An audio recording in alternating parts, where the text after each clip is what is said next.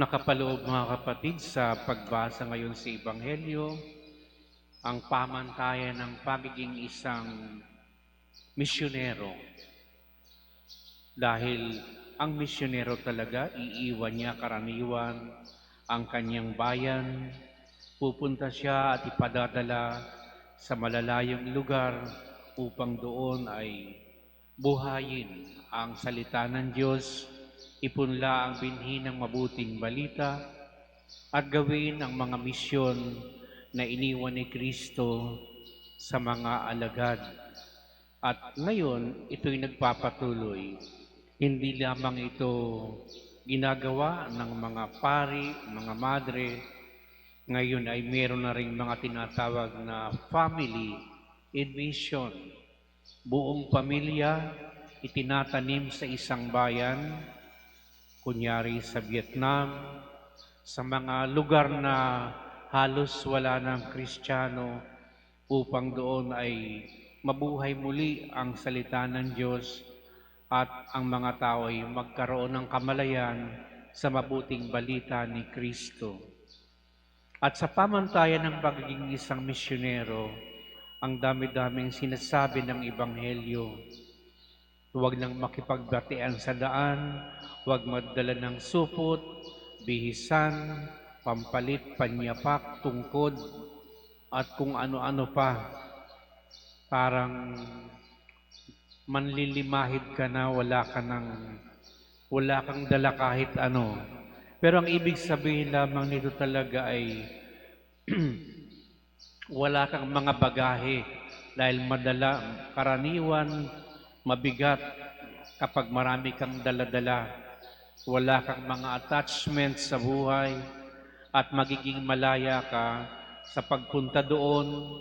Hindi ka mag-aalala sa mga naiwan mo. Kaya yung tinatawag na complete detachment, lalo na sa mga pamilyang naiiwan, kailangan ay maging attached ka lamang ay sa gawain ng Panginoon at sa misyon na nakaatang sa iyong balikat. At ito'y hindi madali sapagkat tayong mga tao, naghahanap tayo karaniwan ng security sa mga tao, sa mga bagay na magbibigay sa atin ng komportableng buhay. Ang buhay ng isang misyonero ay palaging walang katiyakan. Di mo alam kung may kakainin ka o kaya kung anong mangyayari sa iyo, yung magiging reaksyon ng mga tao. Kung kaya napakahalaga ng bagay na ito. At ito'y ginampanan ni San Barnabas, ang ating ipinagdiriwang na apostol ngayon, si Bernabe. At siya'y naging isang tagapagpahayag din ng mabuting balita sa iba't ibang lugar dahil siya'y tumanggap ng misyon sa Panginoon. At sa katotohanan, kung tayo namang mga Kristiyano ang tatanungin, ano nga ba ang ating misyon? Hindi naman nalalayo ang misyon natin, lalo na ang mga laiko, sa misyon na ginagampanan ng mga taong konsagrado tulad ng mga madre, mga pari, obispo. Pare-pareho lang naman tayo ng misyon. At kung isa-summarize lang natin ang ating misyon at ang misyon ng simbahan, ito'y ang pagiging asin at ilaw sa sanlibutan. Asin sapagkat ang asin, alam nating lahat, ay nagbibigay ng lasa sa pagkain. Kapag marami kang nilagay na asin sa pagkain, naiiwasan natin ang pagkabulok nito. Tulad ng mga daing na isda, pag nilagyan mo ng maraming asin, parang nagiging buros siya, hindi siya kaagad-agad nabubulok. At tayo nga bilang mga Kristiyano, ang pagiging asin natin ay kinakailangan nating matunaw, mawala, upang magbigay tayo ng lasa sa ibang tao. Yung pagkatunaw natin ay ito yung daan ng pagpapakababa, daan ng paglilingkod sa Diyos upang hindi tayo ang makilala kundi si Yesu Kristo ang magningning sa ating buhay. Yan ang pagiging asin natin. At habang tayo'y nagiging asin, nagbibigay ng lasa at nakakapagbigay ng impluensya sa kapwa, na preserve natin na ang kasalanan ay huwag pumasok, sapagkat kung ikaw ay hindi selfish, palagi kang mapagbigay, ipinagkakaloob ang iyong sarili sa paglilingkod sa Diyos at sa kapwa, maraming mga taong nabibigyan ng bagong pag-asa at inspirasyon, kaya sila'y umiiwas sa mga gawaing masama. At doon tayo nakapagbibigay ng lasa sa mundo na kuminsan ay wala ng lasa.